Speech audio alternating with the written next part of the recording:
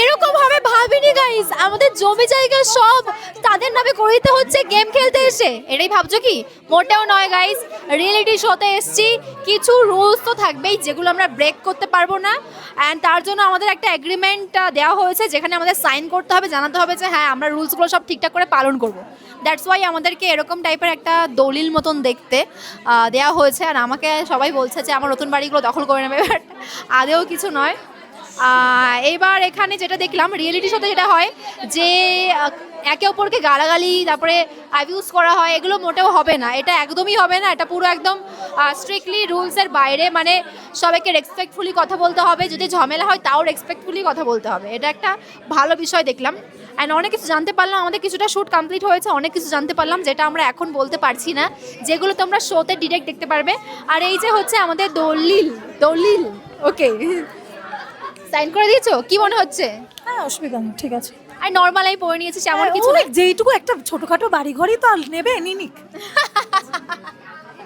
ওটাই ব্যাপার। যাই হোক, মানে নর্মাল তো। কি মনে হচ্ছে? ও হ্যালো হ্যালো করে আছে, ওর মাইকে কাজ করছে না। যাই হোক, আমরা সবাই এখন এটা থাকা কোথাও গিয়ে না আমাদের জন্য সেফ, কারণ এখানে বেশ কিছু রেস্ট্রিকশন আছে, যেমন কাউকে অ্যাবিউজ করে, সবার তো মেন্টালিটি সমান না, এখানে 20 জন মানুষ 20 ধরনের আছে, তো এই জায়গাতে কিছুটা আমাদের মেয়েদের দিকেও ব্যাপারটা সেফ। অবশ্যই তাই। সেই দিক থেকে। আর এটা হচ্ছে আমরা 20 জনা সবাই মেয়ে, মানে কোনো ছেলে নেই কিন্তু। আমাদের যারা বয়ফ্রেন্ড বা হাজব্যান্ডরা এসছে তারা কিন্তু মানে আমাদের গার্জিয়ান হিসেবে এসছে, একদম ওরা কিন্তু গেমে আসেনি। আমাদের সাথেও তারা ইভেন ইনক্লুডেড নেই, আমাদের হ্যাঁ, থেকেও যখন 4 আমাদের দিনের জন্য পুরো আলাদা করে। হ্যাঁ, যখন আমাদের গেম হচ্ছে তখন ওরা কেউ থাকছে না, সব কিছু মানে আমরা জাস্ট নিজেরাই করছি। ওরাও দেখবে একমাত্র এর মধ্যে লেখা আছে আমরা গালাগালি দিতে পারবো না, কাউকে ছোট করতে পারবো না, তো আমরা প্ল্যানিং করতে ইংলিশ পারবো। বাংলা কোনো ভাষায় গালাগালি দিতে পারবো না। হ্যাঁ, তা কি হয়েছে, তুই কি চাস দিতে? তুই কি চাস দিতে কাউকে? দিতে চাই। কোনো কন্টেস্টেন্ট আছে এমন কি তোর কি খারাপ লাগছে এখনো অবধি? আমাদের মাথা গরম হয়ে গেল কোনো সিচুয়েশনে, আমাদের মানে মুখে বলবে কি চুপ থাকো, প্লিজ চুপ, প্লিজ চুপ। হ্যাঁ, আমরা সবাই শর্ট টেম্পার, ওই জন্য আমি ওকেও বলে দিলাম। না, এখন হ্যাঁ, আমি তো ব্রেন চালাতে হবে, এইটুকু বুঝতে পারবো। প্রচুর ব্রেন খাটাতে হবে, যেটা আমি জানতে পারলাম এতক্ষণ যতক্ষণ আমাদের শ্যুট হলো।